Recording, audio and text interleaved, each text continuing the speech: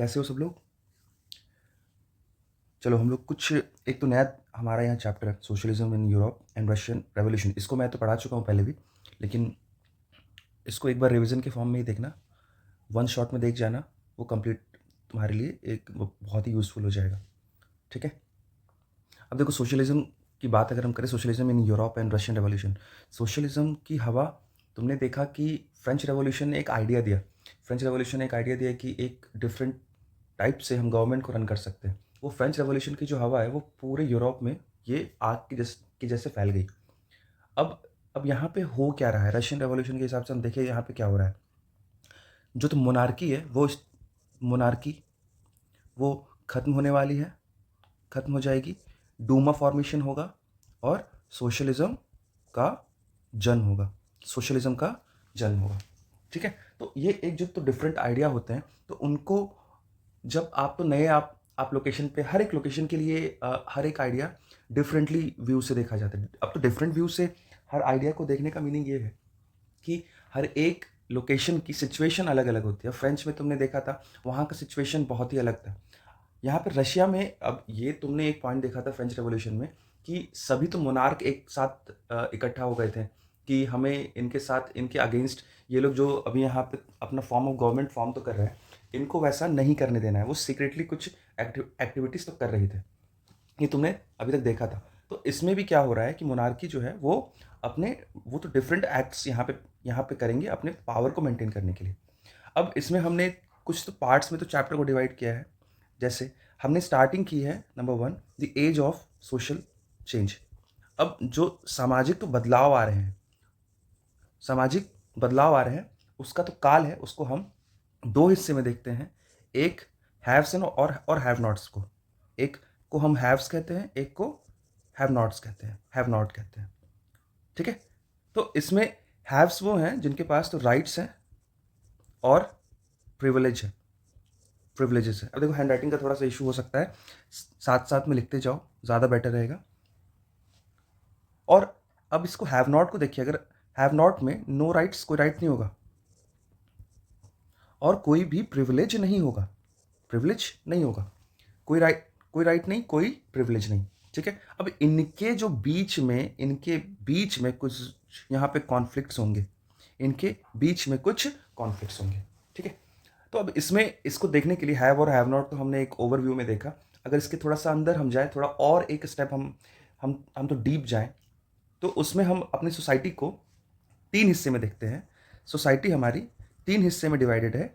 एक लिबरल, दूसरा कंजर्वेटिव्स, तीसरा रेडिकल्स।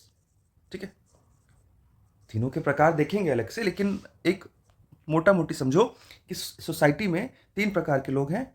लिबरल्स जो थोड़े खुले विचार के होंगे, उनके पास उनके जो आइडियाज़ होंगे थोड़े ओपन होंगे, ज़्यादा थोड़ा वो ज़्यादा ही एक तो पब्लिक का जो ओपिनियन और जो पब्लिक का इन्वॉल्वमेंट, ये एक्सेप्टेंस इनके मन में रहेगा। और जो कंजर्वेटिव्स होंगे, तो कंजर्वेटिव्स का क्या होता है, वो उनको तो वो तो जैसे आए हैं तो चलते हुए वैसे ही चलना चाहते हैं, उनको न्यू थिंग्स नहीं होती है पसंद। अब यहाँ का सिचुएशन अलग होगा, तो ये न्यू थिंग्स एक्सेप्ट तो करेंगे, लेकिन ग्रेजुअली, कि वो तो ग्रेजुअली तो चेंज हो, न्यू चीज़ अगर वो आ रही है तो वो ग्रेजुअली आए। ठीक है, और जो रेडिकल्स होंगे ऑब्वियसली वो रेडिकल्स हैं, वो अगेंस्ट ही रहेंगे हर चीज़ के, तो वो उनके लिए जो भी चीज़ें एक्सेप्टेंस में रहेंगी वो अगेंस्ट द गवर्नमेंट रहेंगी। ठीक है, अगेंस्ट द गवर्नमेंट रहेंगी, वो थोड़ा सा तो रेडिकल एक्ट हमेशा करेंगे।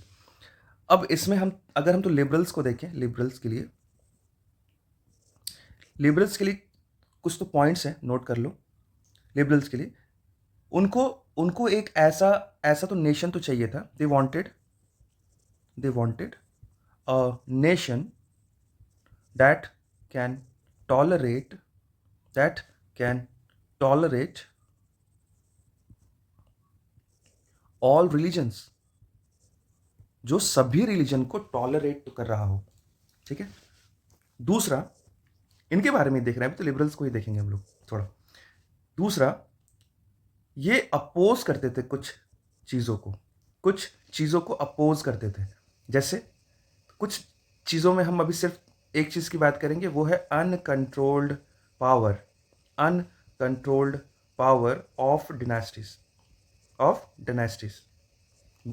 डायनेस्टीज को जो अनकंट्रोल्ड पावर है उसको अपोज कर रहे हैं, अपोज करेंगे। ये इनका तो कहना है, अब ऐसा नहीं कहना है कि अब जो डायनेस्टीज है उनको हटा दो, उठा दो, उनको तो मार दो, ऐसा नहीं कह रहे हैं। ये कह रहे हैं कि इनको पावर दो, लेकिन लिमिटेड पावर दो। ठीक है, लिमिटेड पावर दिया जाए। तीसरा, ये बोल रहे हैं कि इनका तो कहना है कि सेफ गार्ड तो किया जाए पीपल्स के तो राइट्स को, पीपल के राइट्स को सेफ गार्ड किया जाए, पीपल के राइट्स को सेफ गार्ड किया जाए। ठीक है, सेफ गार्ड किया जाए। अब सेफ गार्ड अगर तो किया जाए तो किससे सेफ गार्ड करना है पीपल के राइट्स को? ऑब्वियसली राइट्स देने वाले के अगेंस्ट, यानी अगेंस्ट गवर्नमेंट, गवर्नमेंट के अगेंस्ट। ठीक है। फोर्थ, अब उनके साथ तो लिबरल्स के साथ एक प्रॉब्लम है। ठीक है, एक प्रॉब्लम है, वो हम देखते हैं इसके तो लास्ट मतलब पॉइंट में देखना ज़्यादा अच्छा रहेगा। अब यहाँ पे एक प्रॉब्लम है कि वो इलेक्टेड, वो जो है वो तो बिलीव नहीं करते हैं यूनिवर्सल एडल्ट फ्रेंचाइज में। दे denied UAF, universal adult franchise, वो डिनाई तो करते हैं, वो डिनाई करते हैं। ठीक है, अब इसका रीजन क्या है, क्यों डिनाई करते हैं? क्योंकि ऑब्वियसली ये डेमोक्रेट नहीं है, नॉट अ डेमोक्रेट। अब तो डेमोक्रेट्स जो होंगे वो क्या करेंगे, वो यूनिवर्सल एडल्ट फ्रेंचाइज को एक बहुत ही अहम मुद्दा रखेंगे, उसको ऊपर रखेंगे इस पॉइंट को कि यूनिवर्सल एडल्ट फ्रेंचाइज तो होना चाहिए। फिफ्थ, इनका कहना है रिप्रेजेंटेटिव्स जो भी होंगे वो इलेक्टेड मेंबर्स हों, वो जो मेंबर्स हो वो इलेक्टेड मेंबर्स हो और वो इलेक्टेड पार्लियामेंट फॉर्म करे।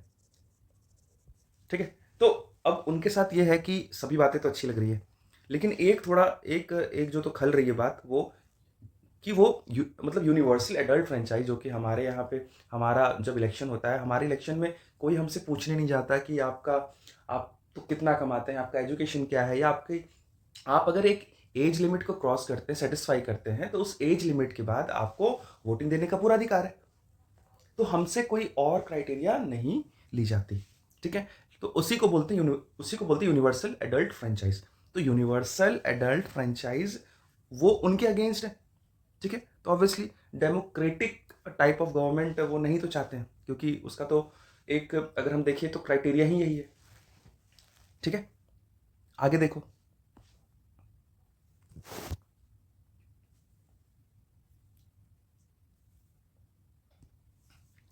अगला है रेडिकल्स।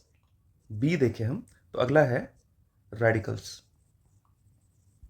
रेडिकल्स के बारे में हमने देखा, जैसे कि समझे हम कि नाम से ही रेडिकल है। ठीक है, थोड़ा इनका जो एक्टिविटी होगा वो थोड़ा वायलेंट होगा, रेडिकली थोड़ी ये बातें करेंगे। ठीक है, तो इनको भी जो तो गवर्नमेंट है वो मेजॉरिटी पॉपुलेशन से ही चाहिए, कि मेजॉरिटी पॉपुलेशन जिसको सेलेक्ट तो कर रही है, जिसको इलेक्ट कर रही है, वो मेजॉरिटी पॉपुलेशन ही गवर्नमेंट को लेके आए। इनका भी ये डिमांड है, लेकिन ये कुछ चीज़ों के बहुत अगेंस्ट हैं, जैसे some privileges given to land owners और इंडस्ट्री ओनर्स। इनको कुछ तो प्रिविलेजेस यहां दी गई हैं, वो उसके अगेंस्ट हैं। ठीक है, अगेंस्ट है, बिल्कुल अपोज करते हैं कि नहीं चलेगी ऐसी कोई तानाशाही। ठीक है, थर्ड, इनके साथ एक चीज और है कि ये अगेंस्ट नहीं। अब जैसे देखा हमने कि इंडस्ट्री ओनर्स जो है वो उनके जो तो प्रिविलेजेस इनको अगेंस्ट कर रहे हैं, इनको अपोज कर रहे हैं। लेकिन इसका तो मतलब ये नहीं है कि ये प्राइवेट प्रॉपर्टी जो ओनर्स हैं वो, या जो प्राइवेट तो प्रॉपर्टी है ये उसके अगेंस्ट है, ऐसा नहीं है, ये अगेंस्ट नहीं है। ठीक है, लेकिन इनको concentration of property in few hands नहीं चाहिए, against concentration of property in few hands. कुछ हाथों में प्रॉपर्टी का कंसंट्रेशन इनको गवारा नहीं है। ठीक है, ये इनका सबसे बड़ा यहाँ डिमांड है। तीसरा है हमारा कंजर्वेटिव्स। कंजर्वेटिव्स, ठीक है, कंजर्वेटिव्स। अब इनके लिए इनके लिए क्या है कि ये सबसे तो पहले अपोज करते हैं ये रेडिकल्स को और तो लिबरल्स को अपोज करेंगे, क्योंकि वो लोग चेंजेस डिमांड कर रहे हैं। अपोज्ड रेडिकल्स एंड लिबरल्स, उनको अपोज करेंगे। ये सबसे बड़ा इनका डिमांड रहेगा कि वो अपोज हमेशा तो करेंगे कि जो भी बात वो बोल रहे हैं वो गलत है, वो सही नहीं है, ठीक है। क्योंकि वो कंजर्वेटिज्म जो एक थ्योरी है कि आपका जो भी एक तो कल्चर सिस्टम, जिस सिस्टम से आप रन कर रहे हैं, जिस सिस्टम से आप तो चल रहे हैं, वो हमेशा एक जैसा रहना चाहिए, ठीक है। वो इनके लिए यहाँ पे इनके लिए तो प्रॉब्लमेटिक होगा, क्योंकि वो जो यहाँ पे इसमें आपके तो रेडिकल्स लिबरल्स ये इनके चेंजेस की बात करते हैं, ठीक है। अब ये इनका सबसे बड़ा तो कंजर्वेटिज्म होने का सबसे तो बड़ा रीज़न ये होता है कि वो जो होते हैं ना, जो तो कंजर्वेटिव जो लोग होते हैं, वो अपने कल्चर को प्रिजर्व करने के लिए वो बातें करते हैं। Wanted to preserve their own culture, अपने कल्चर को प्रिजर्व करने के लिए बातें करते हैं, ठीक है। अपने तो कल्चर को प्रिजर्व करने के लिए बातें करेंगे, ठीक है। अब ये अपना तो कल्चर क्या है, तो ये उनका उनका अपना ओल्ड इनका कल्चर है, मतलब जो स्टार्टिंग से होता आया है, वो तो प्रीवियस टू डेज में वो सारा तो कल्चर्स है, वो उनकी बात कर रहे हैं। थर्ड, अब जब बहुत कुछ इन्होंने देख लिया है फ्रेंच में, मतलब कि फ्रांस में देख चुके हैं, फ्रेंच रेवोल्यूशन में तुमने देखा कि वहां पे भी लोगों को वो जो तो कंजर्वेटिव्स है वो चेंज नहीं हो रहे थे, लेकिन उनको फोर्सफुली चेंज होना पड़ा। तो जो तो कंजर्वेटिव्स हैं उनको समझ में आया कि चेंज रोक नहीं सकते, चेंज आएगा, चेंज आता है, लेकिन अगर आ रहा है तो वो तो ग्रेजुअल आए, बहुत स्लो आए, है ना, धीरे धीरे धीरे धीरे वो आए। वो एक बार में कोई अगर तो चाहे तो रेडिकली या फिर कोई ऐसा मूवमेंट से अचानक से रातों रात सिस्टम बदल गया, वैसा ना हो, ठीक है। तो वो दे वांटेड ग्रेजुअल चेंज, उनको ग्रेजुअल चेंज चाहिए, ठीक है। इसके आगे देखेंगे हम लोग इंडस्ट्रियल सोसाइटी और सोशल चेंज, कि इंडस्ट्रियल सोसाइटी तो कैसी थी और उससे समाज में क्या बदलाव आ रहे थे। Industrial society and social change,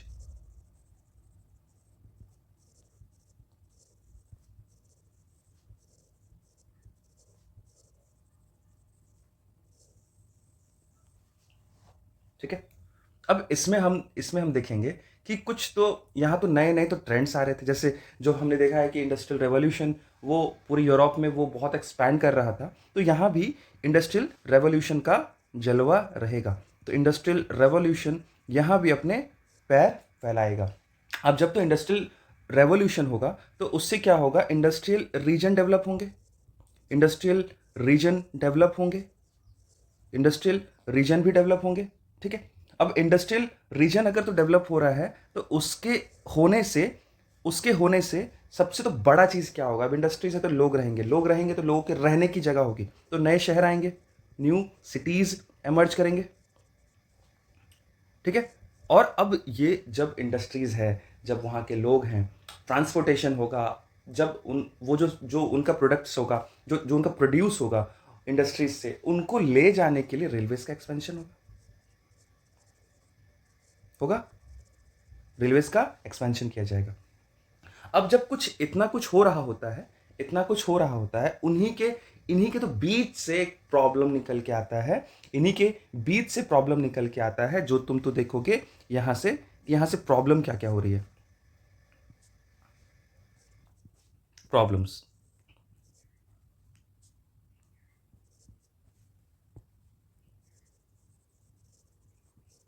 problem क्या क्या हो रही है, तो सबसे तो बड़ी प्रॉब्लम क्या होगी, अगर वहां पे कोई इंडस्ट्रीज है, इंडस्ट्रीज में लोग तो काम कर रहे हैं, सबसे बड़ी प्रॉब्लम क्या हो सकती है, सोच के देखो। सबसे बड़ी प्रॉब्लम आज भी कुछ इंडस्ट्रीज, बहुत सारे इंडस्ट्रीज है जिसमें लो वेजेस पे वर्कर को रखे जाते हैं, तो उस टाइम भी यही प्रॉब्लम थी, लो वेजेस, वर्किंग आवर्स बहुत ज़्यादा है, वर्किंग आवर्स वॉज हाई, वो ज़्यादा रहता था, है ना। उनका उनका जो वर्किंग तो कंडीशन है, वर्किंग तो कंडीशन वो पुअर रहता था, पुअर वर्किंग कंडीशन रहता था, ठीक है।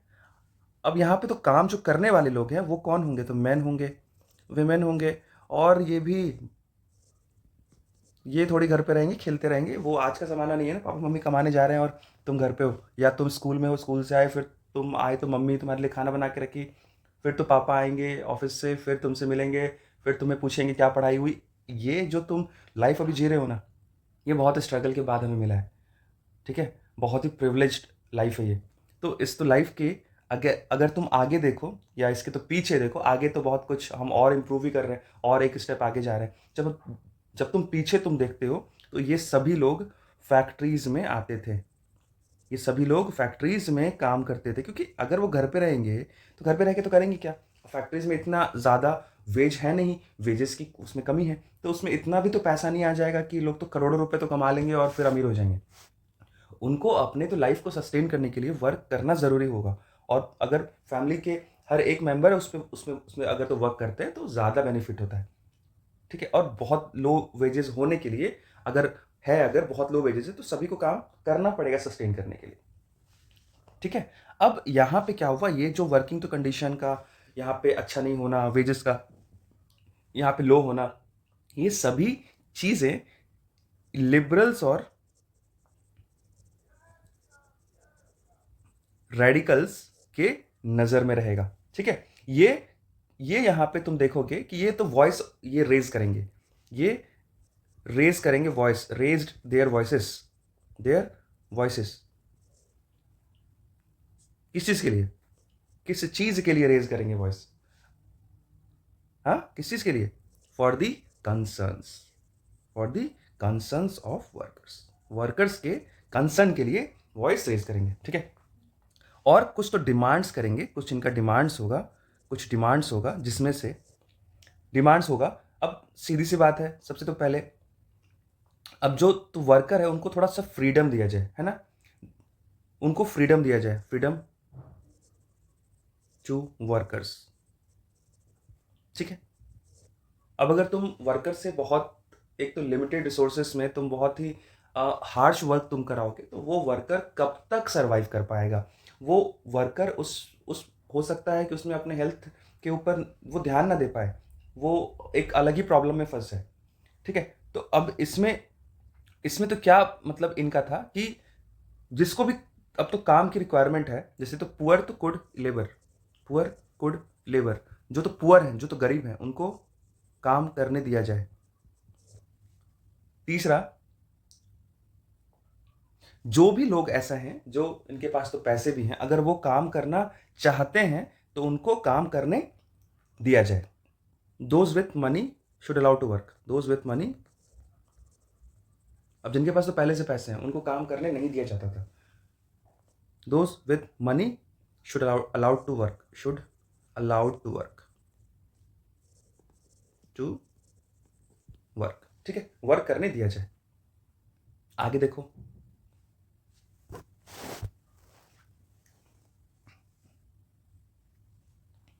एक हमने देखा है 1815 के वक्त में, 1815 के वक्त में एक तो बैकग्राउंड ले लूँ यहाँ पे। बैटल ऑफ द वाटरलू हुआ था, बैटल ऑफ वाटरलू, ये नेपोलियन का वक्त है, नेपोलियन बोनापार्ट, ये नेपोलियन का वक्त है। इसका तो वॉर हुआ था, इसका वॉर हुआ था with प्राब countries, with प्राब countries,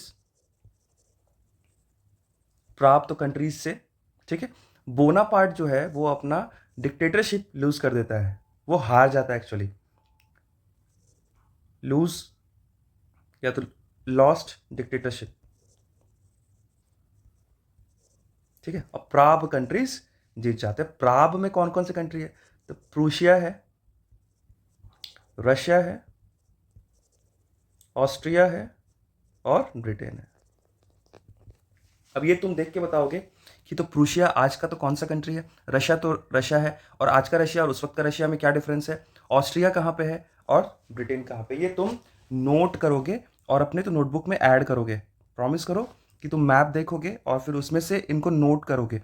help लोगे तुम गूगल का, या फिर तुम हेल्प लोगे अदर इंटरनेट सोर्सेज का, और तुम इनके लोकेशंस को मार्क करोगे कि ये कहाँ थे, ठीक है। अब ये तो जीत जाएंगे, ये जीत जाएंगे, ये जीत जाएंगे, नेपोलियन हार जाएंगे, ठीक है, नेपोलियन इसमें हार जाएंगे। अब जो ये लोग हैं ना, ये लोग जो जो तो प्राप कंट्रीज हैं, प्राप कंट्रीज, ये जो है ना, ये भी तो कंजर्वेटिव्स ही हैं, ये कंजर्वेटिव्स हैं, और ये डिक्टेटरशिप जो है वो उसके अगेंस्ट है ऑब्वियसली, लेकिन ये मोनार्की को भी सपोर्ट करते हैं, सपोर्ट मोनार्की, ठीक है, ये मोनार्की को सपोर्ट करते हैं, और ये कंजर्वेटिव्स भी हैं,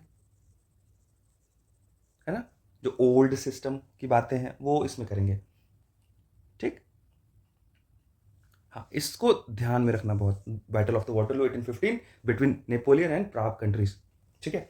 अब हम लोग फिर से आते हैं वापस इसमें कि सोशलिज्म जो यूरोप में आ रहा है, उसमें उसमें तो किनका हाथ है। अब सोशलिज्म अगर हम देख रहे हैं यूरोप में, तो सोशलिज्म की एक छोटी सी डेफिनेशन आ जाए तो ज़्यादा तो बेटर रहेगा, ठीक है। इसको मैं तो लिखा दे रहा हूँ, इसको लिख लो। It is an economic condition, it is an economic condition, या इसको सिस्टम, इकोनॉमिक सिस्टम लिख लो, when means of transport, means of production, sorry transport बोल दिया, means of production is owned or regulated, owned or regulated by people and workers of the society, ठीक है। अब यहां पे हम ये जो आइडियाज है ना, ये आइडियाज को लाने वाले 3 थिंकर्स की बात करेंगे। नंबर 1 रॉबर्ट ओवेन, ठीक है, रॉबर्ट ओवेन। ये कोऑपरेटिव कम्युनिटी की बात करते हैं, ये कोऑपरेटिव कम्युनिटी की बात करते हैं कि ऐसी कम्युनिटी हो जो एक दूसरे को कोऑपरेट करती हो, कोऑपरेटिव कम्युनिटी की बात करते हैं। अब जो थिंकर्स होते हैं ना, वो थिंकर्स, वो उनका बहुत बड़ा हाथ होता है सोसाइटी के किसी ग्रेजुअल तो चेंज में, सोसाइटी के चेंज में बहुत बड़ा हाथ होता है। यहाँ भी ये कुछ ऐसे थिंकर्स हैं, ठीक है, और वो इसी कोऑपरेटिव कम्युनिटी को न्यू हार्मनी के नाम से इन्होंने यूएसए में फॉर्म किया, ठीक है। दूसरे हैं लुई ब्लांक, ठीक है, ये भी कोऑपरेटिव कम्युनिटी की ही बात कर रहे हैं, कोऑपरेटिव कम्युनिटी, लेकिन इनमें थोड़ा एक एडिशन है, जो ये तो गवर्नमेंट,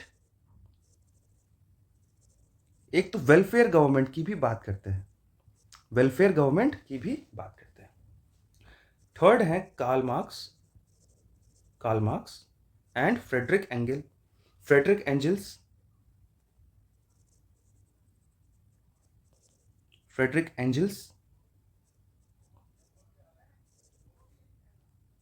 ठीक है।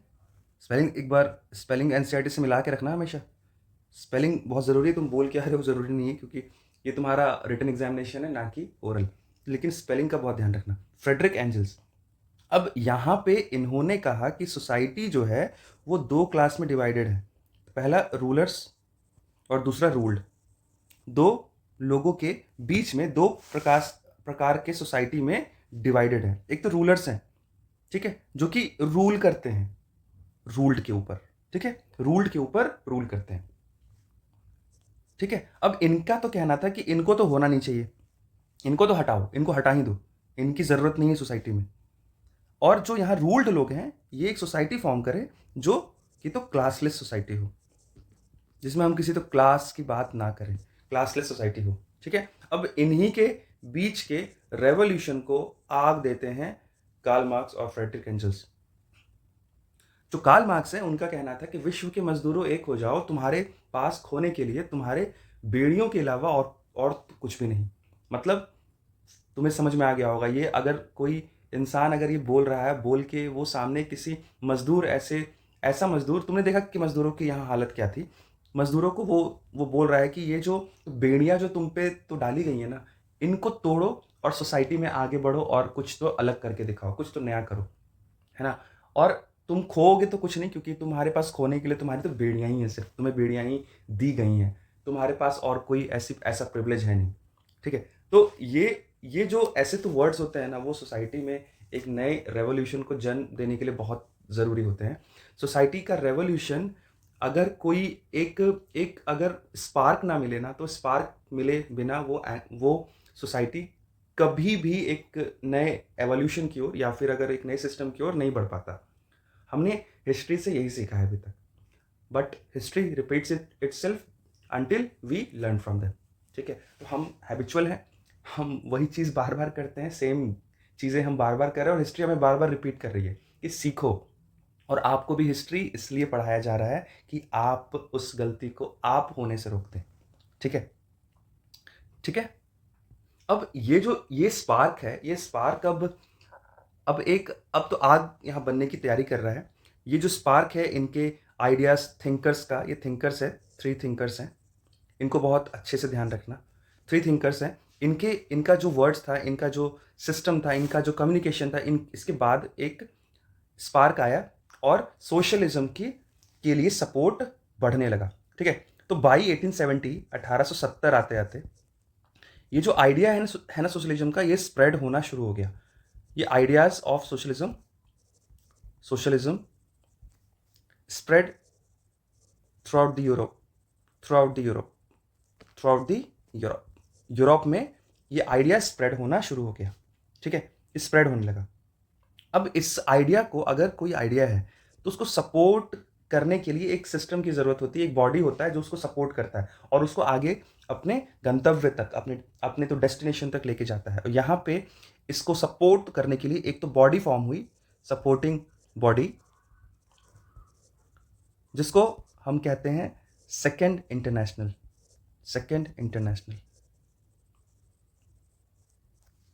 ठीक है, ये एक तो बॉडी फॉर्म हुई। अब ये जो है, इसमें कुछ इनके आइडियाज से, सोशलिस्टिक आइडियाज से, जो जो तो पार्टीज इन्फ्लुएंस थी, उन्होंने कुछ तो पार्टीज फॉर्म की, कुछ तो पार्टीज यहाँ फॉर्म हुए, कुछ सोशलिस्टिक आइडियाज वाली तो पार्टीज फॉर्म हुए, जिसमें लेबर पार्टी है, लेबर पार्टी ब्रिटेन की, फ्रांस की सोशलिस्ट पार्टी है, ये फ्रांस की है। जर्मनी में देखोगे सोशलिस्टिक डेमोक्रेटिक पार्टी, जो कि जर्मनी में है, ठीक है। तो ये जो पार्टीज हैं, ये यहां पे फॉर्म होना शुरू हो गई। जो एक आइडिया को होल्ड करते हैं वो है सोशलिस्टिक आइडियाज होल्ड करते हैं, ठीक है, ये फॉर्म होने लगे। अब जब तो पार्टीज फॉर्म होने लगती है, तो फिर इसी चीज को लेके इस पे एक अलग तो डिफरेंट प्लेटफॉर्म होता है, वहां भी इनका डिस्कशन होना शुरू हो जाता है, ठीक है। अब ये जो पार्टीज हैं, ये डिफरेंट, अगर हम कंट्रीज में देखें, ये अब सीट्स भी जीत रही हैं, ये इलेक्शन लड़ रहे हैं, ये सीट्स जीत रहे हैं अपने आइडियाज के दम पे, लोगों को ये आइडियाज पसंद आ रहा है, ठीक है। अब लेकिन सबसे बड़ा प्रॉब्लम ये है, आइडियाज तो पसंद आ रहा है, idea were accepted,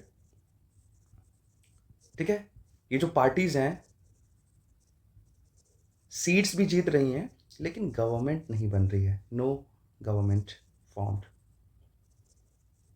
was formed, ठीक है। कोई ऐसे, मतलब लोग ऐसे अपने डेस्टिनेशन पे नहीं पहुंच पा रहा है, डेजिग्नेशन ये नहीं आ पा रहा है कि वो अचानक से कोई एक बहुत ही तो बड़ा चेंज लाए। तो ग्रेजुअल तो स्लो हो गया, वो कोई तो बड़ा तो चेंज लेके आए। तो ग्रेजुअल चेंज से बहुत कुछ बदलने वाला नहीं होता है।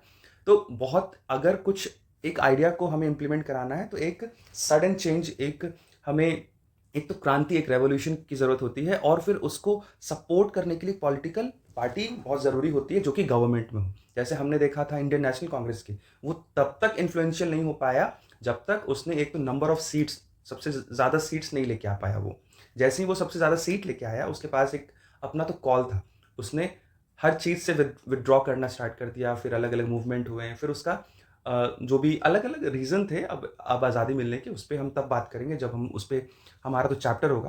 तो फिलहाल इसमें देख रहे हैं कि एक गवर्नमेंट बहुत ही ज़रूरी थी, जो कि फॉर्म नहीं हो पा रहा था। तो यहीं से शुरुआत होगी the Russian revolution.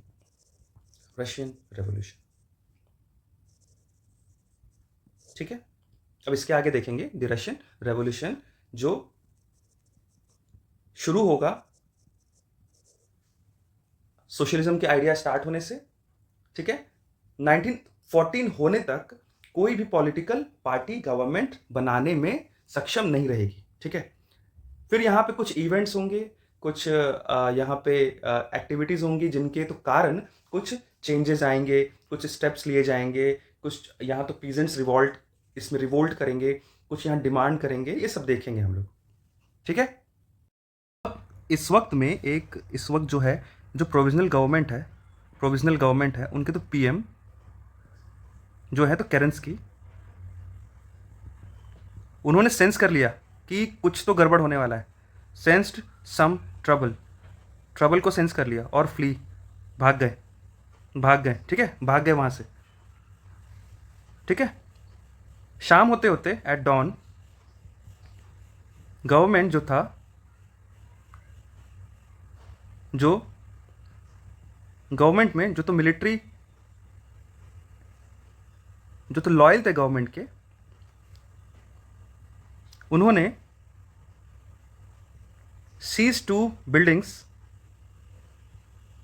Of Bolshevik, है ना। जो तो अब यहाँ पे क्या हो रहा है, तो मिलिट्री वाले अब तो पीएम तो भाग चुका वहाँ से, तो जो तो मिलिट्री जो तो लॉयल टू गवर्नमेंट है वो सीज कर लेगा 2 बिल्डिंग्स को,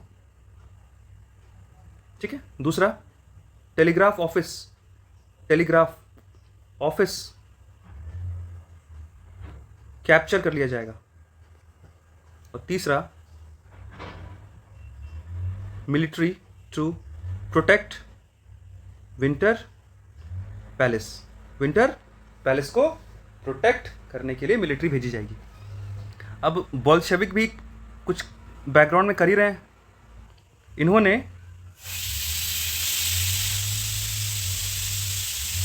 ऑफिशियल बिल्डिंग को सीज कर लिया, मिनिस्टर्स को अरेस्ट कर लिया, और तीसरा ऑरोरा वेसल को शेल कर दिया विंटर पैलेस में। बाई नाइट, रात होते होते MRC controlled the entire city. MRC पूरे सिटी पे कंट्रोल कर ली थी।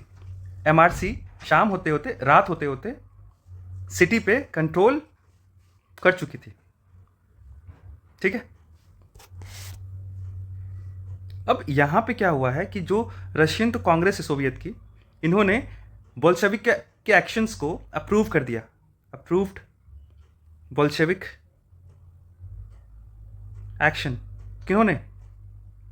All Russian congress of Soviet, इन्होंने अप्रूव कर दिया कि हाँ जो ये तो कर रहे हैं ये सही कर रहे हैं, देश के लिए कर रहे हैं, ठीक है, ये इन्होंने अप्रूव कर दिया। अब तुम देख रहे हो कि तो लेनिन छा चुके हैं, लेनिन का नाम आ चुका है बहुत ऊपर, ठीक है। अब एक तो पॉइंट था कि तो कुछ चीज़ें अक्टूबर से तो बदलने लगी। अब ये MRC का कंट्रोल है पूरे शहर पे, अल्टीमेटली तो लेनिन का कंट्रोल है पूरे शहर पे, ठीक है। अब कुछ चीज़ें तो बदली, व्हाट चेंज्ड आफ्टर अक्टूबर के बाद कुछ चीज़ें बदली। वो क्या बदली? नंबर 1, बैंकों का राष्ट्रीयकरण हुआ, नेशनलाइजेशन ऑफ बैंकों का नेशनलाइजेशन हो गया, and industries. Land declared as social property, land को सोशल प्रॉपर्टी घोषित कर दी गई। ओल्ड एरिस्टोक्रेटिक टाइटल बैन कर दिया। Russia became one party state, सिर्फ एक पार्टी की स्टेट बन गई। सेंट्रलाइज्ड प्लानिंग की गई, जो 5 ईयर प्लानिंग है ना, वही जैसे हमारे यहाँ होता था। न्यू यूनिफॉर्म ड्रेस आए,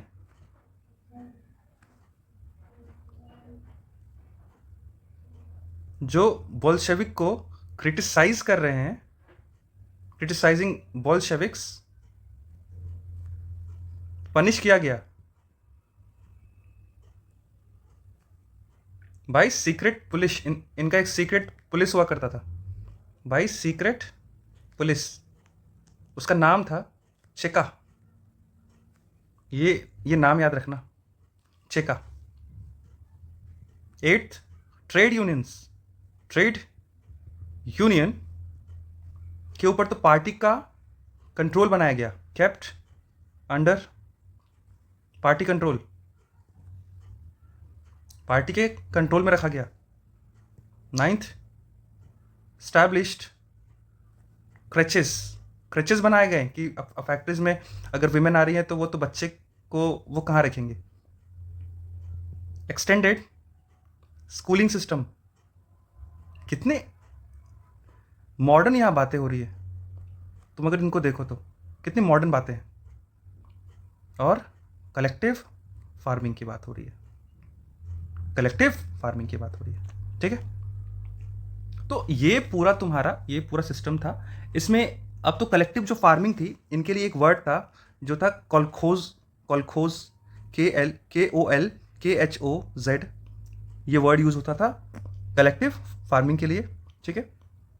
अब इसमें यहाँ पे तो एक तुम देखोगे, एक तो वाइट्स और तो ग्रीन्स का यहाँ पे आता है जिक्र। वाइट्स को हम बोलते थे उस टाइम पे, वाइट्स जो प्रोजारिस्ट थे, प्रोजारिस्ट। और हम ग्रीन्स किनको बोलते थे, सोशलिस्ट रेवोल्यूशनरीज को, सोशलिस्ट रेवोल्यूशनरीज को, इनको हम ग्रीन्स कहते थे, ठीक है। इनको जो बैकिंग थी वो अमेरिकन, फ्रेंच, ब्रिटिश, जापानीज, ये यहां से बैकिंग होती थी, ठीक है, ठीक है। तो ये फिर स्टालिन का, फिर इसमें तो कुछ छोटा सा एक पार्ट है जहां एक तो रिच पीजेंट के लिए एक नाम दिया गया है, रिच पीजेंट्स, और ट्रेडर्स जिनके लिए एक नाम स्टालिन ने देखा, स्टालिन ने दिया, जिसको स्टालिन ने इनको नहीं दिया, यहाँ पे इनको बुलाया जाता था तो कुलक्स बोलते थे इनको, ठीक है। तो स्टालिन ने इन पे रेड किया था, स्टालिन ने इन पे रेड किया था, है ना, कि ये होर्डिंग तो करते हैं, सामानों की होर्डिंग करते हैं, ये होर्डिंग के लिए, और वो हायर प्राइसेस में तो बेचने के लिए उसको बचा के रखते हैं, तो इसके लिए स्टालिन ने रेडेड देम, ठीक है। बस इसको ध्यान रखना, और ये जो कुछ नाम है इसको ध्यान रखना। बाकी एक बार वीडियो को देख लो, इसके क्वेश्चन आंसर्स को देख लो, बस हो गया तुम्हारा तो चैप्टर रेडी, ठीक है। चलो ओके बाय, ठीक है। फिर इसमें क्या हुआ कि 1914 से तो पहले का देखा हमने कि यहाँ पे अलग अलग जो तो पार्टीज़ है जो सोशलिस्टिक आइडियाज़ को फॉलो कर रहे हैं, वो इलेक्शन भी लड़ रहे हैं और वो जीत भी रहे हैं। ऐसा नहीं कि जीत नहीं रहे हैं, जीत रहे हैं, लेकिन वो इतना सीट नहीं है उनके पास, क्योंकि अगर तुम्हें तो गवर्नमेंट फॉर्म करना है तो एक मिनिमम नंबर ऑफ सीट्स की रिक्वायरमेंट होती है। इतना सीट नहीं वो लेके आ पा रहे हैं जिससे वो गवर्नमेंट फॉर्म वो कर पाएँ। तो 1914 तक हमने तो क्या देखा, टिल 1914 कोई भी political party, no political party was able to form the government, ठीक है। और ये हम कहाँ की बात कर रहे हैं, इन यूरोप, ठीक है। लेकिन अब ये ऐसा होगा कि अब रशिया में ये उल्टा हो गया, रशिया में ये सीन उल्टा हो जाएगा। सिर्फ रशिया में ये सिचुएशन जो है, ये सिचुएशन जिसमें हम देख रहे हैं कि कोई भी पॉलिटिकल तो पार्टी यहाँ पे जो सोशलिस्टिक आइडियाज़ को है वो तो कैरी वो कर रही है, वो यहाँ पे अपनी गवर्नमेंट नहीं फॉर्म कर पा रही। देखिए तो रशिया में वो गवर्नमेंट भी फॉर्म तो करेगी और रूल भी करेगी। Reversed in situation, reversed in Russia में सिचुएशन रिवर्स हो गई, ठीक है। अब यहाँ पे हुआ क्या ऐसा, अब हमें ये देखना है फेब, यहाँ पे एक तो फेब 1917 से लेके अक्टूबर 1917 के बीच कुछ ऐसा हुआ कि ये सिस्टम रिवर्स हो गया, ये सिचुएशन रिवर्स हो गया, ठीक है। तो कुछ इवेंट्स हुए, इसके बीच में ऑब्वियसली कुछ इवेंट्स हुए होंगे जिससे सिचुएशन रिवर्स हुआ। तो वो इवेंट क्या थे? वो इवेंट ही है जिसको हम बुलाते हैं आज, और जो हम तो पढ़ रहे हैं, रशियन रेवोल्यूशन, जो कि बहुत इंपॉर्टेंट है, ठीक है। अब तुमको एक मतलब कि रशिया का वहाँ का जो करंट सिचुएशन था उसको तो पॉलिटिकली और तो रिलीजन के हिसाब से और इकोनॉमी और सोसाइटी के हिसाब से, तो इसमें तो कुछ तो पॉइंट्स है वो समझना बहुत ज़रूरी है। अगर वहाँ के हम वहाँ की सोसाइटी को नहीं समझेंगे तब तक वो रेवोल्यूशन को समझना थोड़ा मुश्किल है। अब वहाँ पे देखिए, अगर हम some important point in the background of Russian revolution. अब ये चीज़ ध्यान रखना, ये जो तुम अभी देखने जा रहे हो ये तो पेज, ये पूरा इकोनॉमिक, पूरा वहाँ का पॉलिटिकल सोसाइटी, वहाँ का तो लैंड, ये सब चीज़ तुम एक ही तुम पेज में समझ जाओगे। ये बहुत इंपॉर्टेंट है, बहुत ध्यान से करना। इसको एक बार अगर समझ में नहीं आया दोबारा देखना, लेकिन इसको देख के एक बार में क्लियर तो कर लेना, ठीक है। स्टार्टिंग में क्या है, तो पॉलिटी, वहाँ की पॉलिटी की अगर हम तो बात करें तो वहाँ का सिचुएशन ये है, रशिया का सिचुएशन ये है कि तो पॉलिटिकल वहाँ का सिनेरियो कि वहाँ पे एक तो ज़ार निकोलस नाम का मोनार्क है, ज़ार निकोलस टू नाम का एक मोनार्क है ऑब्वियसली मोनार्की सिस्टम है, ठीक है। अब इनका जो रीजन है, जो इनके रीजन, जो आज तुम जानते हो कि जब यूएसएसआर अलग हुआ उसमें से बहुत सारे तो कंट्रीज़ अलग हुए। तो अभी के जो कंट्रीज़ हैं उनके अकॉर्डिंग अगर हम देखें तो क्या क्या उसके अंदर आता था, हम बात करें तो फिनलैंड आ रहा था, आज का रशिया तो है ही, फिनलैंड आ रहा था, बेलारूस, ये सब कुछ इसी तो पॉलिटिकल बाउंड्री में आ रहा था। अज़रबाईजान है, लातविया है, जॉर्जिया है, एट्सेट्रा, ऐसे कुछ तो कंट्रीज़ हैं जो इनके पॉलिटिकल बाउंड्रीज में आ रहे हैं। यहाँ का रिलीजन अगर देखें तो यहाँ का जो रिलीजन है वो ऑर्थोडॉक्स क्रिश्चियनिटी है, ऑर्थोडॉक्स क्रिश्चियनिटी जो ज़्यादातर लोग फॉलो करते हैं, ठीक है, ऑर्थोडॉक्स क्रिश्चियनिटी। अब ऐसा नहीं कि सिर्फ ऑर्थोडॉक्स वहाँ क्रिश्चियनिटी ही है, बुद्धिज़्म भी है और इस्लाम भी है, तो कुछ लोग इस्लाम भी फॉलो यहाँ पे कर रहे हैं। अब ये हो गई रिलीजन की बात। अब इकोनॉमी की हम बात करें, अगर इकोनॉमिकल जो वहाँ का सिचुएशन है वो एग्रीकल्चरल बेस 85% है। इंडस्ट्रीज़ जो है वो इंडस्ट्रियल रेवोल्यूशन का इम्पैक्ट तो है, लेकिन इंडस्ट्रीज़ कुछ एरियाज़ में है, ठीक है, इन सम एरियाज़, ठीक है, तो कुछ एरियाज़ में है। जैसे एग्जांपल तो मॉस्को में है, सेंट पीटर्सबर्ग में है ना। अब यहाँ पे कैसी इंडस्ट्रीज है, जैसे इसमें हम देखिए, अगर यहाँ पे इंडस्ट्रीज अगर देखो तो कोल की, आयरन की, इन तो जगह पे तो इंडस्ट्रीज डिफरेंट प्रकार की है, जैसे कि तो कोल है, आयरन है ना। यहाँ पे रेलवेज़ एक्सपैंड हो रही है, यहाँ पे रेलवेज़ का एक्सपेंशन हो रहा है, रेलवे का एक्सपेंशन हो रहा है। ऑब्वियसली जहाँ इंडस्ट्रीज़ है तो वहाँ से ट्रांसपोर्टेशन का एक अच्छा रूट बहुत ज़रूरी है मेंटेन करना। अब सोसाइटी की हम अगर बात करें, सोसाइटी वहाँ की कैसी है? सोसाइटी जो यहाँ पे है ये यहाँ पे दो हिस्से में बटी हुई है, तो वर्कर्स का और एक पीजेंट्स के, ठीक है। अब इन्हीं में डिफरेंट प्रकार के लोग हैं, जैसे स्किल वाले, ठीक है, सोशल तो ग्रुप्स, डिफरेंट सोशल यहाँ ग्रुप्स हैं, डिफरेंट तो ड्रेस कोड है, डिफरेंट तो ड्रेस कोड है, ठीक है। और इसमें जो विमेंस है वो 30% प्रेजेंट है, ठीक है। सोसाइटी इस प्रकार से हिस्से में यहाँ पे डिवाइडेड है, वर्कर्स और पीजेंट्स में, ठीक है। और जो विमेन इनका हिस्सा है वो 30% ऑफ द सोसाइटी है, ठीक है। अब अगर हम देखें कि तो लैंड जो है, ज़मीन, जो भी तो ज़मीन है उनका जो कल्टीवेशन है वो तो पीजेंट्स करते हैं, ठीक है। लैंड का जो तो कंट्री साइड पे है, कल्टीवेशन बाय पीजेंट, ये पीजेंट करते हैं कल्टीवेशन, ठीक है। अब यहां पे क्या होता है कि एक यहां पे चर्च है, एक यहां पे नोबिलिटी है, नोबिलिटीज है, और एक यहां पे क्राउन है। पीजेंट्स जो हैं वो नोबिलिटीज के अगेंस्ट रहते हैं, उनके मन में नोबिलिटीज के लिए कोई रिस्पेक्ट नहीं है, हैड नो रिस्पेक्ट, नोबिलिटीज के लिए कोई रिस्पेक्ट नहीं है, ठीक है, हैड नो रिस्पेक्ट फॉर नोबिलिटीज, ठीक है। अब लेकिन होता क्या है कि अब इनके लिए रिस्पेक्ट नहीं है तो इनसे इनको फर्क भी नहीं पड़ता है, क्योंकि तो नोबिलिटीज जो हैं वो हमेशा, वो तो क्राउन को, जो क्राउन है उनकी तो बटरिंग करते हैं कि राजा साहब देख लो ऐसा ऐसा है, ये थोड़ा इसको देख लेना, हम भी देख लेंगे, है ना, आपको ज़रूरत होगा तो हम भी आएंगे, खड़े होंगे, हम भी रहेंगे।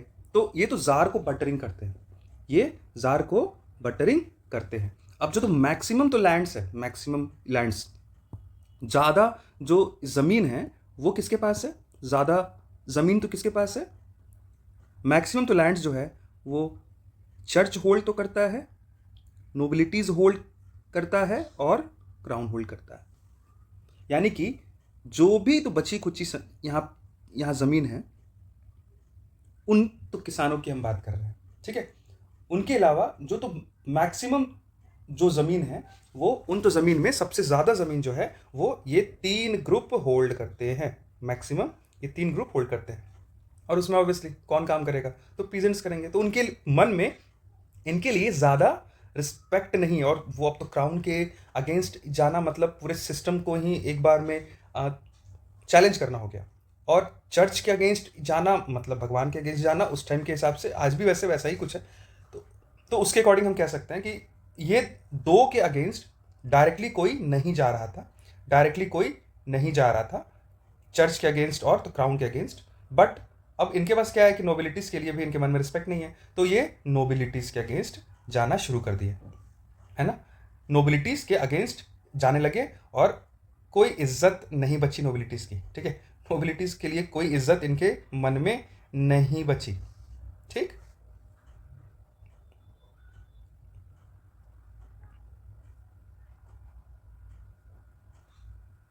ठीक है, आगे करें।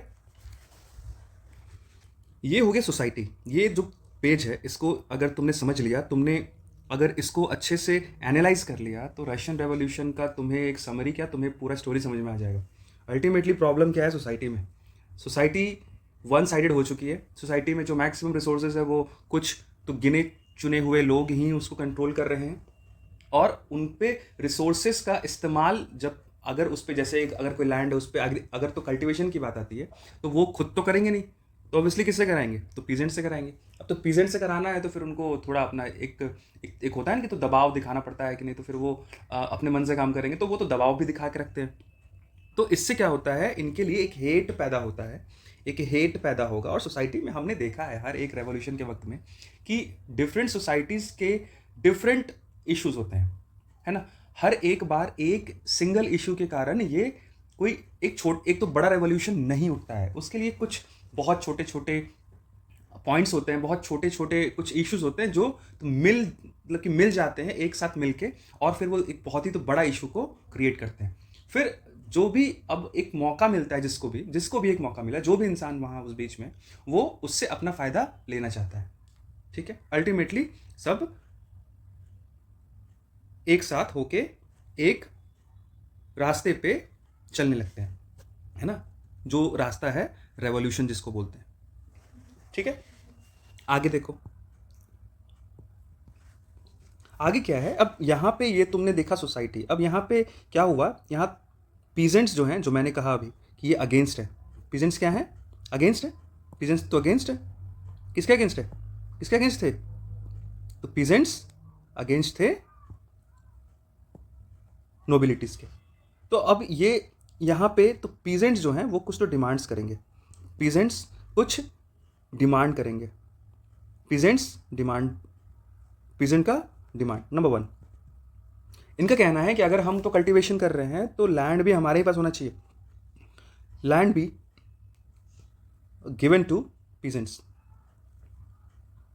दूसरा, अगर कोई लैंड उनके हाथ में है जिस पे वो कल्टीवेशन कर रहे हैं और वो किसी और अदर सोसाइटी के लोग का है, जैसे चर्च का है या फिर वो नोबिलिटीज़ का है या फिर वो तो क्राउन का है, जनरली तो नोबिलिटीज़ के अगेंस्ट ये सब हो रहा है, तो वो क्या बोल रहे हैं कि हम तो रेंट नहीं देंगे, रिफ्यूज्ड टू पे रेंट्स। एंड थर्ड, अब क्या होने लगा, मर्डर करने लगे वो लोग, अब खून खराबे पे उतर गया अब सोसाइटी, तो पीजेंट्स अब खून खराबा कर रहा है कि मन में तो गुस्सा है, अल्टीमेटली मन का जो गुस्सा है वो तो कोई मतलब कोई खत्म नहीं कर रहा है ना, मन का जो गुस्सा है वो डिफरेंट फॉर्म्स में आता ही जा रहा है, और वो इसलिए ऐसा एक तो मौका मिला और यहाँ पे तो डिमांड जब फुलफिल नहीं होने लगा तो मर्डरिंग शुरू हो गई, तो मर्डर्स स्टार्ट हो गए लैंडलॉर्ड्स के।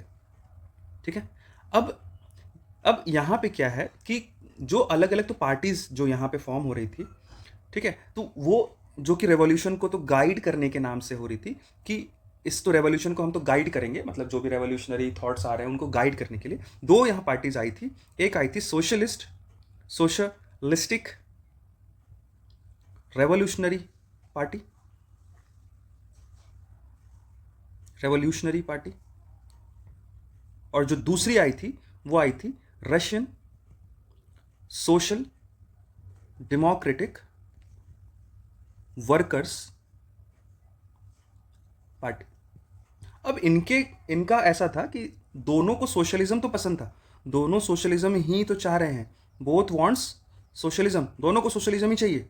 ठीक है, कि सब रिसोर्सेज को बांट दो लोगों में, तो उसको इक्वली डिस्ट्रीब्यूट करो, कोई एक तो कंसंट्रेशन ऑफ द वेल्थ नहीं कर सकता, ये इनका भी सोच है।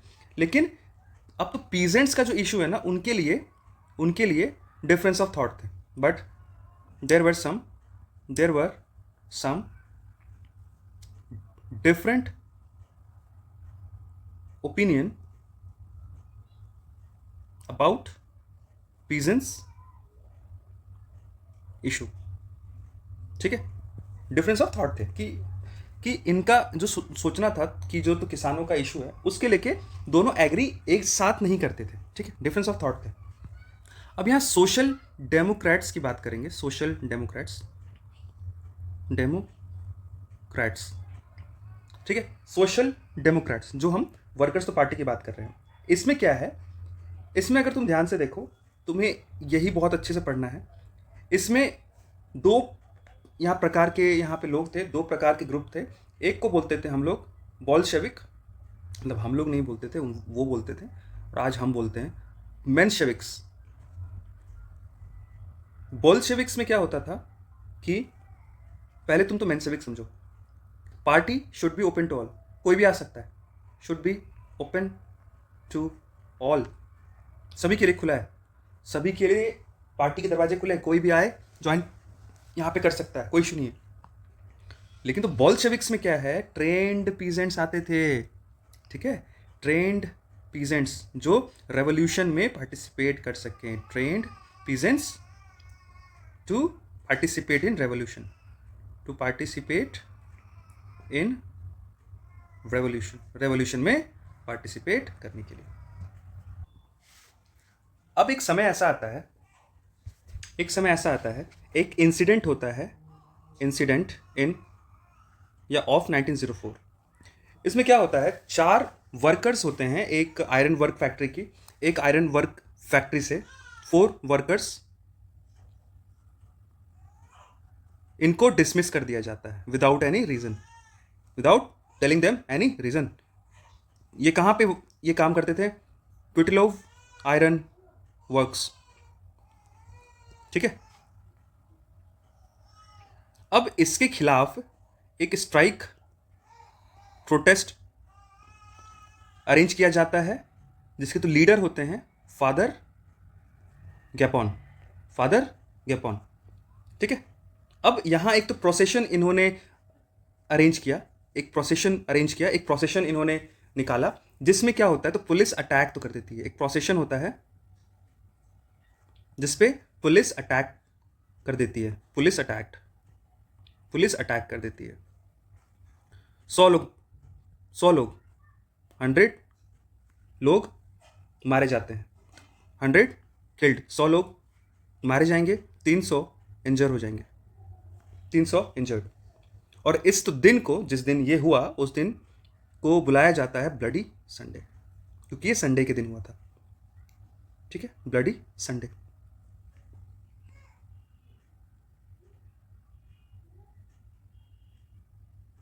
ठीक है, अब ये जब हुआ तो इसमें हो क्या गया है, सोचो कि जो तो लोग हैं जो पहले से गुस्से में हैं, अब एक इंसिडेंट होता है जिसमें कुछ लोगों की जान जाती है। अब जो और भी लोग जिन्होंने इसके बारे में सुना वो और भी गुस्सा हो जाते हैं। People got more angry, people got more angry. अगर तुमको मंगल पांडे का वो स्टोरी याद है तो बैरकपुर में उनको फांसी लगी क्योंकि उन्होंने अपने सर्जेंट कमांडर को गोली मार दी थी। वो रीज़न क्या था वो तुमको मालूम है, तो उनको गोली मार दी थी।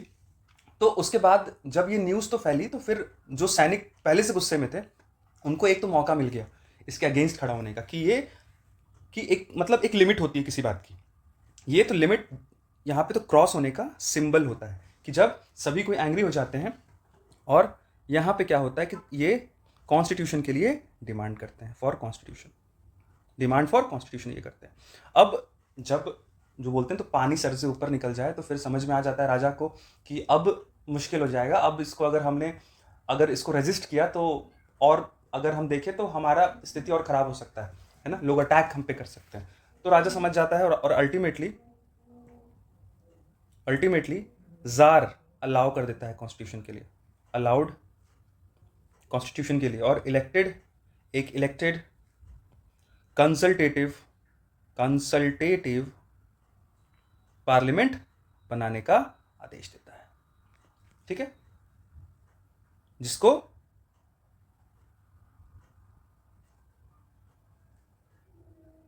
मुनार्क कंसल्ट करेगा। ठीक है, मुनार्क के द्वारा कंसल्ट किया जाएगा। ठीक है, कंसल्ट बाय मुनार्क। अब यहां पे क्या हुआ है, यहां पे फर्स्ट डूमा बनाया गया, फर्स्ट डूमा फॉर्म किया गया।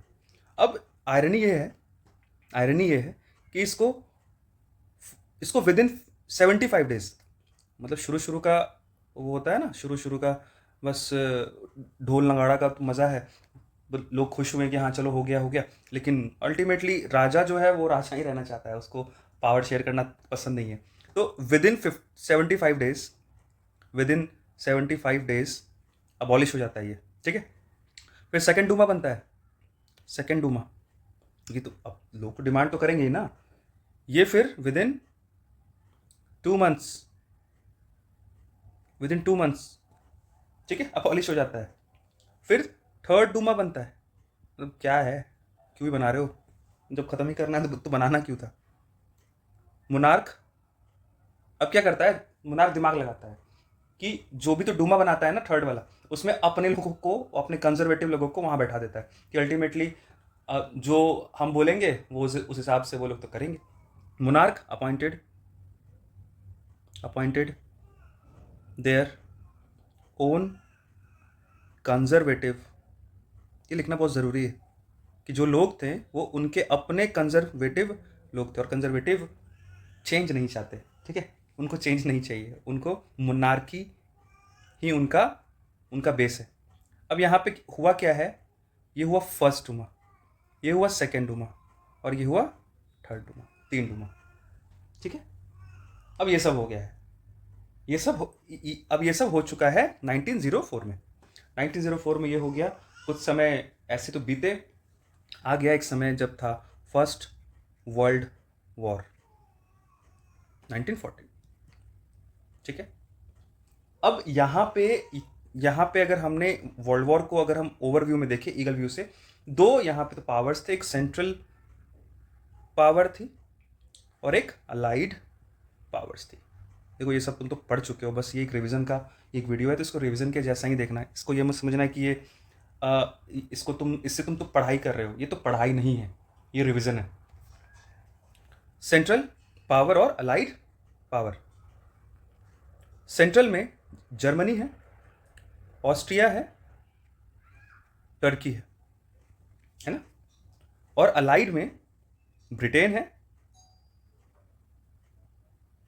रशिया है और फ्रांस है। ठीक है। अब जो अलाइड है जो कि जिसमें तो रशिया है, हम रशिया की बात हमें करनी है मेन। यहाँ पे क्या हो रहा है, अब तो रशिया जो है यहाँ पे जर्मनी के अगेंस्ट है एक प्रकार से। तो यहाँ पे जार निकोलस जो है, जार निकोलस 2, इसके पास लोग रैली निकाल रहे हैं, रैलीड अराउंड। ठीक है। अब इसके रिस्पॉन्स में जार निकोलस तो क्या यहां पे कर रहा है कि उसने कंसल्टेशन बंद कर दिया, स्टॉप कंसल्टिंग, कंसल्ट करना बंद कर दिया। ठीक है। अब इसी के साथ साथ एंटी जर्मनी सेंटिमेंट्स भी राइज हो रहे हैं, और सेंट पीटर्सबर्ग जो तुमने देखा था, सेंट पीटर्सबर्ग, इसका जो कि एक तो जर्मन नेम है, इसका नाम तो बदल के पेट्रोग्राद कर दिया। पेट्रोग्राद, स्पेलिंग अगर तुम्हें दिख रही हो तो सही से अच्छा है, वैसे मैं फिर से लिख दूं, पेट्रोग्राद। ठीक है। अब ये सिनेरियो अगर तुम तो देखो, इंसिडेंट हुआ यहाँ पे निकोलस ने, मतलब कि जार निकोलस ने कैसे कैसे करके यहाँ पे डूमा स्टार्ट किया, डूमा बार बार अबॉलिश हुआ, फिर लास्ट में अपने लोगों को बैठा दिया कि कोई प्रॉब्लम ही नहीं होगा, है ना, जो जैसा हम उनको बोलेंगे वो वैसा ही करेंगे। अब लेकिन ऐसा होता है ना कि हाथी पे मतलब बैठे हुए इंसान को भी कुत्ता काट लेता है, वही वाला हाल हो गया यहाँ पे रियली, कि यहाँ पे हो गया है ऐसा कि फर्स्ट वर्ल्ड वॉर हो गया। अब इस सिनेरियो में साथ साथ अब वो एक और तो कहावत है, विनाशकारी विपरीत बुद्धि जार निकोलस का, कि उसने यहाँ पे कंसल्टेशन तो बंद कर दिया, क्योंकि लोग अब सवाल कर रहे हैं कि क्यों लड़ रहे हो, कि मतलब तो ठीक है तो लड़ रहे हो, बट खाने को है नहीं, तुम तो लड़ने पे ध्यान दे रहे हो। लड़ाई तो ठीक है लेकिन खाने को तो देखो, पहले लोगों को तो देखो। ठीक। तो अब क्या हुआ है, अब तो वॉर का माहौल बन चुका है, दो फ्रंट है यहाँ पे, दो फ्रंट है, एक है ईस्टर्न फ्रंट, ये है ईस्टर्न फ्रंट, और ये है, रेड से देख लो, ये है वेस्टर्न फ्रंट। हम रशिया को दो पार्ट में डिवाइड कर रहे हैं। यहाँ पे दो फ्रंट की वॉर तो चल रही है, टू फ्रंट वॉर है। ठीक है। यहाँ पे क्या हो रहा है, 1914 टू 16 में रशिया's आर्मी वो डिफीट होने लगती है।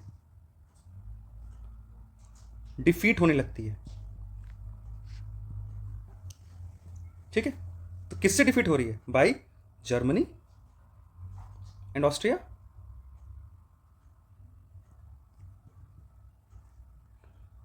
अब इसका तो खामियाजा ये भुगतना पड़ा कि 7 मिलियन तो कैजुअलिटीज हुई, 7 मिलियन कैजुअलिटीज बाय 1917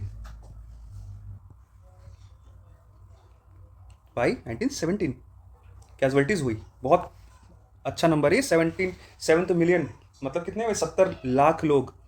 ठीक है।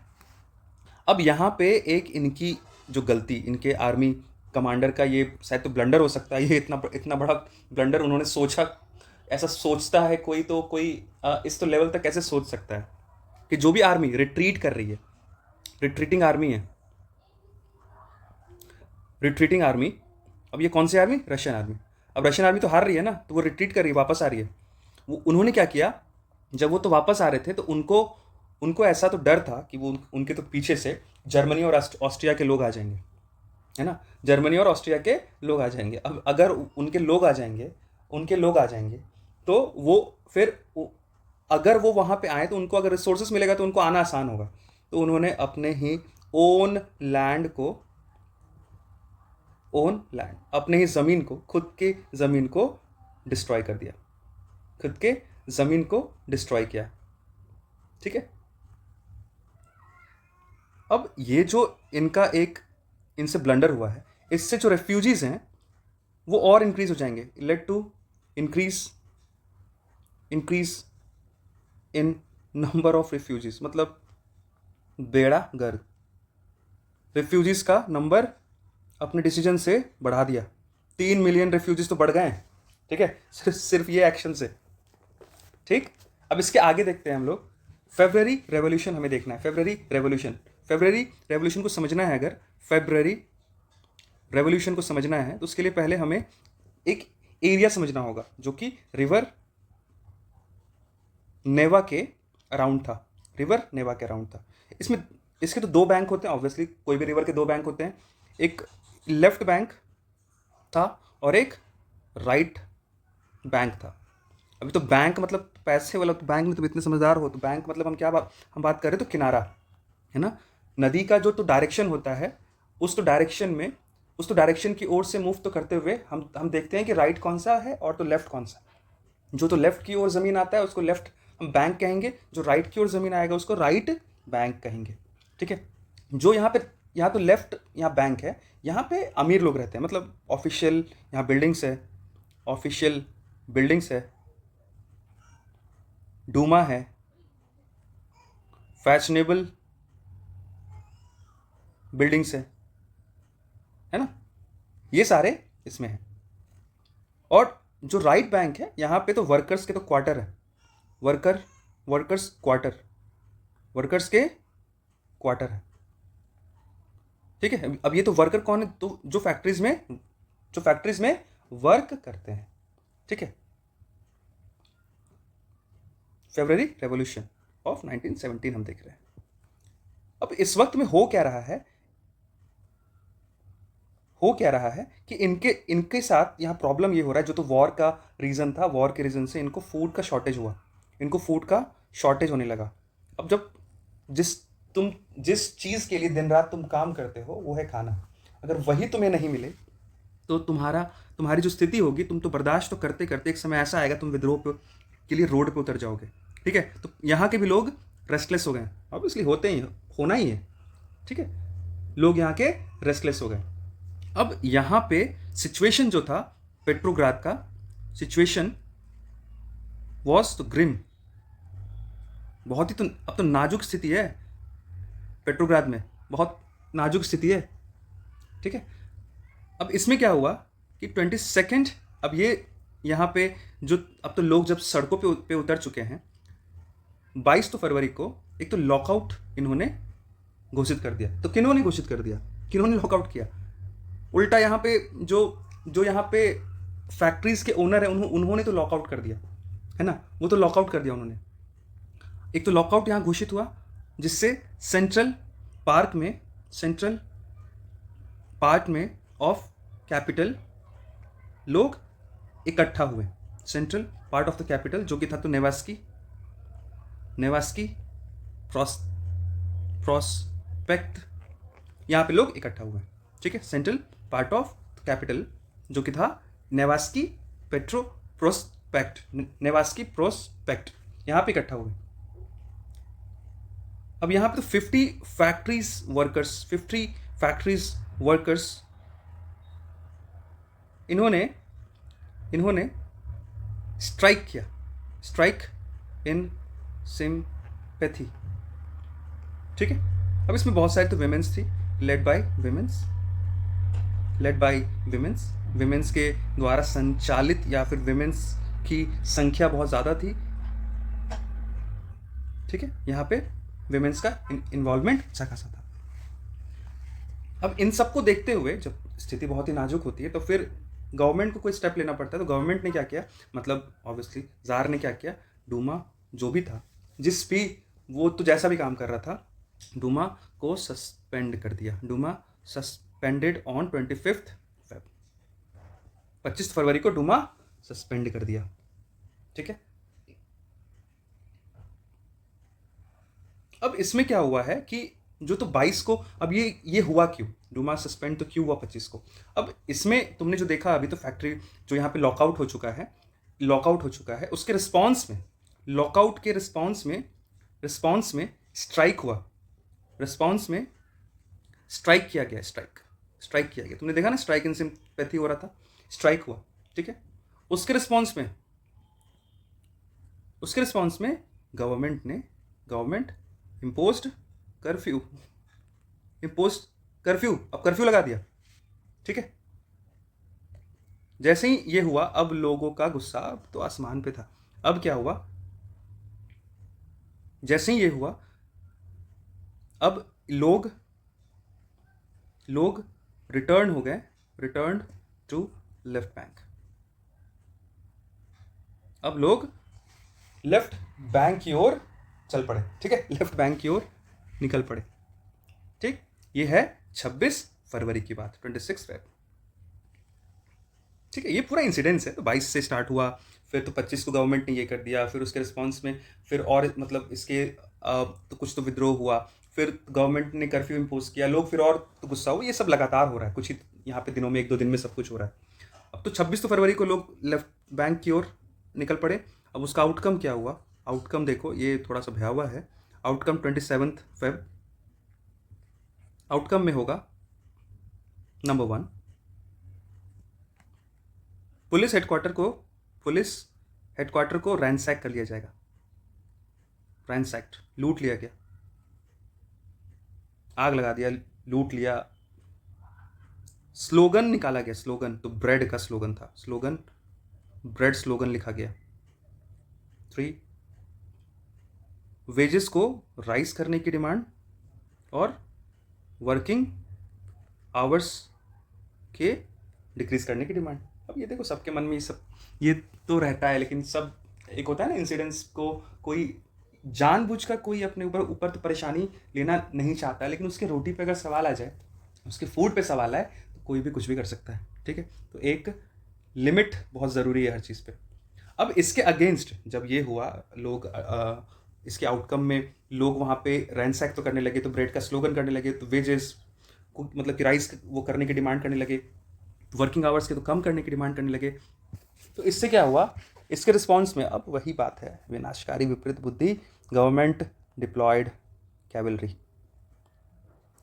कैवलरी डिप्लॉय कर दिया। अब ऐसा नहीं होता है ना कि तो सैनिक के जो तो सोल्जर्स होते हैं, सैनिक होते हैं, सिपाहीज होते हैं, वो क्या अंधे हैं क्या? उनके अंदर तो दिल नहीं है क्या? उनको समझ नहीं आता है क्या सही क्या गलत क्या? हर बार वो अब जो बोल रहा है क्राउन वो तो कर रहे हैं, जो बोल रहे नोबिलिटीज़ वो तो कर रहे हैं, लेकिन क्या उन्हें सही गलत समझ नहीं आ रहा क्या? वो क्या अंधे तो है नहीं। तो उन्होंने अल्टीमेटली रिफ्यूज़ कर दिया कि हम अटैक नहीं कर रहे हैं। तुम क्या ये सब मतलब तुम तो नाटक किए हुए हो, तुम्हारा क्या हर बार का यही है, तुम पे कोई सवाल उठाओ तुम बोलते हो उनको मार दो, कोई सवाल उठाए बोलते हैं अटैक करो। तो ये है ना कि अब अल्टीमेटली हम तो यहाँ के लोगों के लिए हैं, तुम अपने लिए तुम हमें यहाँ पे घुमा रहे हो। तो सोल्जर्स ने गवर्नमेंट के ऑर्डर्स को डिसोबे कर दिया, सोल्जर्स ने गवर्नमेंट के ऑर्डर को डिसोबे कर दिया, ठीक है। और जो सोल्जर्स हैं वो वर्कर्स के साथ मिल गए और सोवियत और एक तो काउंसिल की डिमांड, एक फॉर्मेशन की, सोवियत या फिर उसको हम तो काउंसिल बोल सकते हैं, उसकी स्थापना की, जिसका आउटकम था एक डेलीगेशन भेजना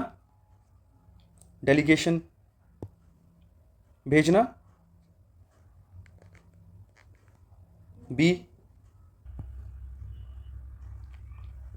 और इसमें क्या है, तो बी में क्या हुआ, मतलब दूसरा जो इनका आउटकम था, इन्होंने एडवाइस किया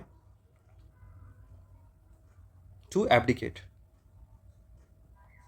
है ना, खाली करो, सिंहासन खाली करो। और see end of monarchy in Russia, कि अब कोई ये नहीं कि ये डूमा बना देंगे, ये सब तो कुछ नहीं, मोनार्की हटाओ इन रशिया। इसलिए हमने कहा था कि और कहीं तो गवर्नमेंट मतलब यहाँ सोशलिज्म वाले थॉट के लोगों की तो नहीं बन पा रही, लेकिन रशिया में उल्टा हुआ, ठीक है। अब यहाँ पे क्या है, एक प्रोविजनल गवर्नमेंट फॉर्म हुई, एक मोनार्की सिस्टम से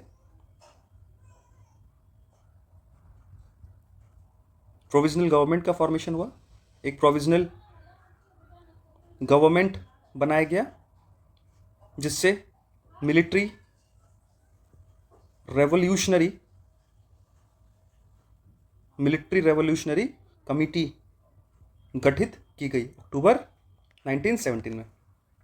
अब जो प्रोविजनल यहाँ गवर्नमेंट है, इनका डिमांड था, ये तो डिमांडिंग है, इनका डिमांड हो रहा है, they demanded of the constituent assembly, एक असेंबली बनाओ जो कॉन्स्टिट्यूशन बनाएगी, ठीक है। अब लेकिन इसके साथ प्रॉब्लम ये है कि प्रोविजनल गवर्नमेंट जो है वो तो डोमिनेटेड है, किससे डोमिनेटेड है? ऑब्वियसली जो तो पावरफुल है, यहाँ पे सबसे पावरफुल तो आर्मी है, डोमिनेटेड बाय आर्मी से डोमिनेटेड है, लैंड ओनर्स से डोमिनेटेड है, लैंड ओनर्स इंडस्ट्रियलिस्ट से डोमिनेटेड है, ठीक है। फिर तो बात वही आके आ गई कि अमीरों के हाथ में फिर से कंट्रोल आने लगा, है ना, अमीरों के हाथ में फिर से कंट्रोल आ रहा है। तो यहाँ पे प्रोविजनल जो गवर्नमेंट है यहाँ पे सोशलिस्ट और लिबरल्स दोनों यहाँ तो मिलके काम कर रहे हैं। तो क्या? वर्किंग फॉर इलेक्टेड गवर्नमेंट के लिए, कि गवर्नमेंट हो जो कि इलेक्टेड फॉर्मेट में रहे। दूसरा, रिस्ट्रिक्शन हटाया जाए, कोई रिस्ट्रिक्शन है तो फिर इतना हंगामा करने का मतलब ही क्या हुआ? Restrictions removed on public meetings होते रहनी चाहिए, पब्लिक मीटिंग्स एंड एसोसिएशन, ठीक है। पब्लिक मीटिंग और एसोसिएशन पे कोई भी रिस्ट्रिक्शन नहीं होना चाहिए, ठीक है। अब ये जो तो वक्त है, ये तो वैक्यूम का वक्त है, वैक्यूम यानी कि अब स्पेस खाली है, अभी एक लीडर की ज़रूरत है। अभी अप्रैल 1917 में एक इंसान तो लौट के आने वाला है, जिसका नाम है व्लादिमीर लेनिन, ठीक है। ये तो बोल्शेविक का लीडर, बोल्शेविक याद होगा तुम्हें? बोल्शेविक लीडर है, ट्रेंड है, सब कुछ आता है, बहुत एक तो टैक्टिकल वॉर्स में भी ये बहुत एक्सपर्ट है। अब इसने कुछ तो डिमांड्स रखे हैं, लेनिन के कुछ यहाँ डिमांड्स हैं। लेनिन्स डिमांड्स नंबर 1, इसको बोलते हैं हम लोग, पहले तो इसको समझ लो, इसका एक और नाम है लेनिन्स अप्रैल थेसिस, ठीक है। लेनिन्स अप्रैल थेसिस इसका नाम है, अप्रैल थेसिस से भी इसको बुलाया जाता है। तो क्या है डिमांड्स? नंबर 1, वॉर खत्म करो, सारे वॉर खत्म करो, ये तो वॉर ही हर चीज़ की तो जड़ है, वॉर खत्म करो। लैंड जो है, लैंड ट्रांसफ़र करो टू पीजेंट्स, लैंड को पीजेंट्स को ट्रांसफ़र करो। बैंक नेशनलाइज करो, बैंक को नेशनलाइज कर दो। और 4th, बोल्शेविक पार्टी का नाम चेंज कर दिया, बोल्शेविक पार्टी का नाम चेंज करो, बोल्शेविक पार्टी का नाम चेंज करके कम्युनिस्ट पार्टी रख दिया, कम्युनिस्ट पार्टी, ठीक है। अब इन तो डिमांड्स को देखते हुए प्रोविजनल गवर्नमेंट ने बोल्शेविक्स के ऊपर कुछ स्टर्न मेजर्स लिए कि अब बहुत ज़्यादा ये लोग कर रहे हैं, ज़्यादा इनको अगर खुला छोड़ा तो फिर ये खुले सांड जैसे हो जाएंगे, कहीं भी अटैक करेंगे। तो stop spreading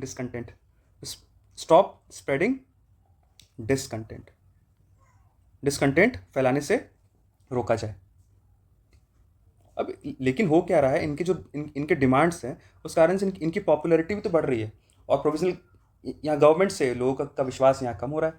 fan following provisional government की यहाँ कम हो रही है, वैसे ही तो बोल्शेविक्स की राइज हो रही है, ठीक है। अब इसमें क्या है, इन्होंने कुछ एक्शंस लिए, तो क्या क्या एक्शंस लिए, जैसे लीडर्स को अरेस्ट किया, लीडर्स अरेस्टेड,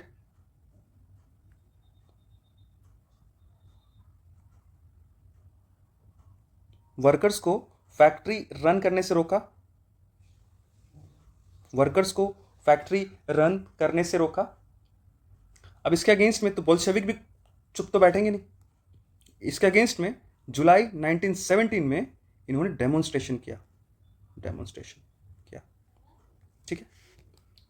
अब इसका रिपरकशन क्या हो रहा है कि एक रेवोल्यूशन हमें देखने को मिलेगा इन रेवोल्यूशन ऑफ अक्टूबर 1917 का रेवोल्यूशन देखने को मिलेगा। इसमें क्या होगा कि जो प्रोविजनल तो गवर्नमेंट है, जिसमें तो कौन कौन है हमने देखा था, प्रोविजनल गवर्नमेंट है जिसमें इंडस्ट्रियलिस्ट है ना, इंडस्ट्रियलिस्ट, लैंड ओनर्स हैं और आर्मी के लोग हैं। यहां पे इनके खिलाफ बहुत ज्यादा आवाज उठेगी और तो कॉन्फ्लिक्ट्स यहां तो बढ़ने लगेगा। तो बोल्शेविक्स जो होगा इसके अगेंस्ट में, यानी कि इन प्रोविजनल गवर्नमेंट के अगेंस्ट में होगा, ठीक है। अब यहां जो कॉन्फ्लिक्ट्स है, जो राइज हो रहा है, उसमें क्या हो रहा है कि तो लेनिन को ऐसा तो लगता है of provisional government have a possibility to become dictator। अब इतना हंगामा हल्ला सब हुआ कि डिक्टेटरशिप हटाओ, है ना, या फिर तो मोनार्की को हटाओ। तो फिर अगर ये यहाँ पे फिर से यहाँ पे डिक्टेटर हो गया तो फिर तो प्रॉब्लम तो वहीं के वहीं आके हम खड़े हो गए, आसमान से गिरे खजूर में अटके, ये वही बात हो गई। तो ये यहाँ पे तो लेनिन ने एक थॉट लोगों को समझाया कि देखो ऐसा कुछ हो सकता है कि ये तो डिक्टेटर अब बनते जा रहे हैं, इनके हाथ में तो पावर है, ये उससे कुछ भी कर सकते हैं। तो उससे एक अपराइजिंग उठी, एक अपराइजिंग स्टार्ट हुई कि गवर्नमेंट को हटा दो, इस प्रोविजनल गवर्नमेंट के अगेंस्ट खड़े हो जाओ, ठीक है। अब अपराइजिंग का तो प्लान क्या था, अपराइजिंग प्लान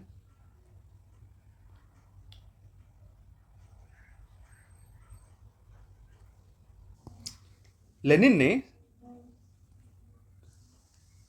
बोल्शेविक सपोर्टर्स जो आर्मी में थे, बोल्शेविक सपोर्टर्स इन आर्मी, उनको इकट्ठा किया, प्लस फैक्ट्री वर्कर्स को इकट्ठा किया, और प्लस जो सोवियत्स, ठीक है, इनको इकट्ठा किया और इनको मिला के बोला अटैक कर दो, अटैक ऑन प्रोविजनल गवर्नमेंट, इन पे अटैक किया, ठीक है, ऑन 16 अक्टूबर। ये था अक्टूबर का 1917 का रेवोल्यूशन, ठीक है। अब इससे हुआ क्या,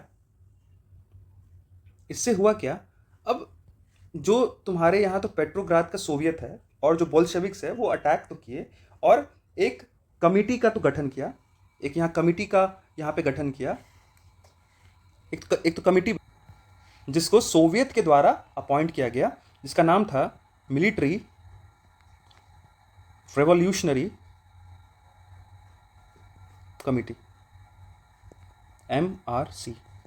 इनको बनाया गया, सोवियत ने बनाया था, सोवियत ने इनको बनाया। तो किसके अंडर, लियोन ट्रॉट्स्की। इन्होंने प्रोविजनल गवर्नमेंट को सीज करने के ऑर्डर्स दिए, टू सीज प्रोविजनल गवर्नमेंट को सीज करने के ऑर्डर्स दिए, ठीक है। यह अपराइजिंग तो स्टार्ट कहाँ से हुआ, ऑन 24 अक्टूबर 1917 यह अपराइजिंग स्टार्ट हो गया।